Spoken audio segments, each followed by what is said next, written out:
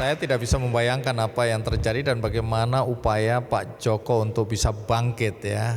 Tapi teman-teman, saya nggak tahu umur berapa kalian ketika peristiwa 1998 terjadi. Itu yang namanya Jakarta itu terbakar. Jadi toko-toko dirusak, dibakar, dijarah. Wah, kacau sekali. Tentara turun, kawat-kawat berduri di palang DPR. Wah, ramai sekali. Dan ternyata saya baru tahu belakangan Pak Joko juga menjadi korban dari peristiwa 1998. Nah, bisa cerita apa yang terjadi Pak Joko? Peristiwa itu satu peristiwa yang sangat menyedihkan.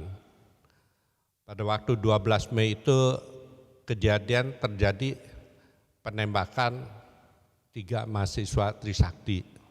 Kebetulan tanggal 13 Mei ini saya udah ada jadwal itu, saya ke Hong Kong. Pikiran mau masuk ke Tiongkok.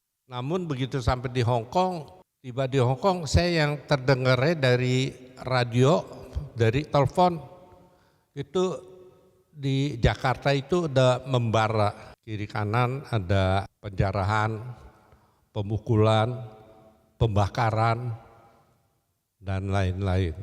Saya pada waktu itu cuma satu, telepon itu berdering boleh dikatakan tiap menit, tiap detik. Saya waktu itu sebagai direksi Sampurna, juga sebagai direktur di perusahaan PT Panamas maupun di Alfa Retail Indo. Bagaimana nasib dari anak-anak kita yang ada di Jakarta?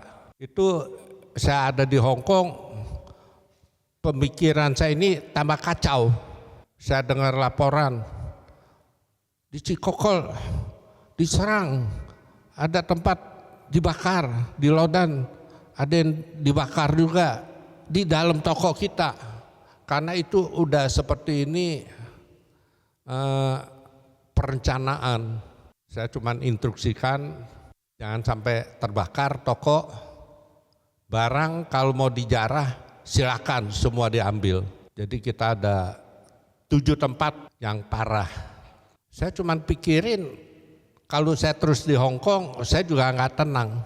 Jadi pada waktu itu saya cuma pikir secepat mungkin pulang. 16 Mei ini saya dijemput oleh aparat. Tempat yang pertama saya jelas ke kantor pusat saya ke Cikokol. Jadi kita nginep 3 hari di sono, saya nginep di kantor.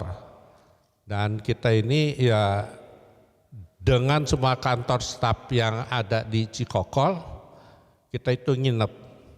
Dan saya memberitahu juga kepada Pak Putra Sampurna sebagai atasan saya memberitahukan setelah saya meninjau beberapa tempat pada tanggal 16 Mei, 17 Mei ini asap mengepul di mana-mana di semua Jakarta.